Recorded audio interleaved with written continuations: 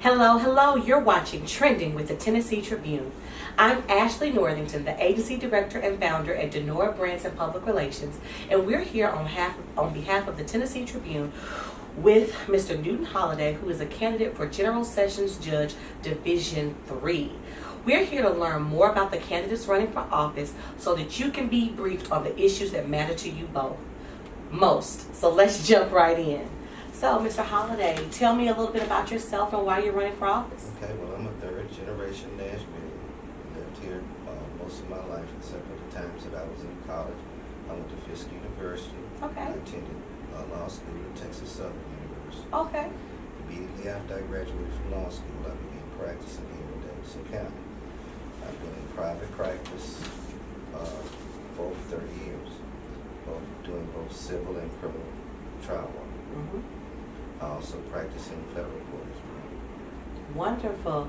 So tell me, what do you feel like the biggest issue facing your judgeship, like the biggest issue in justice today?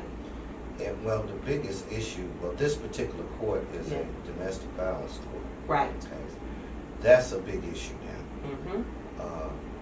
It handles orders of protection, assault cases, and just generally anything that's dealing with people who are in some type of relationship together. That is the biggest thing that's going on now. 3 courts designated for that. However, the judges do rotate. Mm-hmm. They do hear criminal cases and they do hear civil cases as well. Wonderful. So tell me, how have you prepared yourself for this particular judgeship? Well, like I said, I've been in the courts for over 30 years. Sure. I've been there primarily pretty much every day. Okay. And surrounding counties. That in and of itself prepares you to be a judge. You go before so many judges. Sure. So what? Your practice. Wonderful. So what's like the special sauce or the special ingredient about you that makes you like the most qualified for this position? Well, first of all, I'm the most qualified as far as time.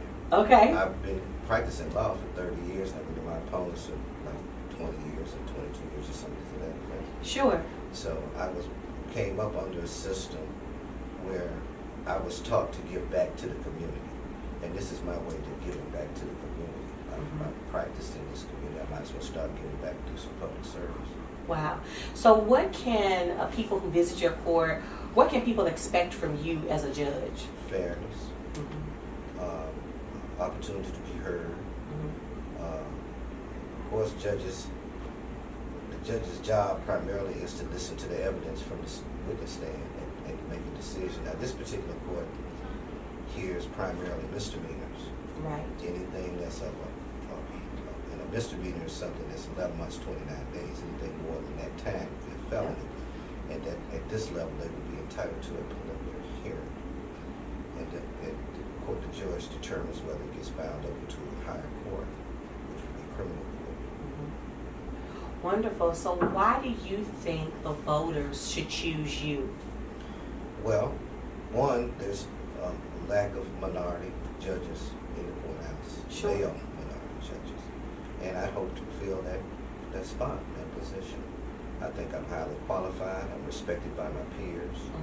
And I think I can handle this job very well. Now, you said that you were a minority judge and that you'd be a minority judge and that you'd be one of the few minority males in a role like this, and that you've had a lot of time. Is there anything else that you think sets you apart from the other candidates in the field? Well, I was trained by some very highly intelligent lawyers. Sure.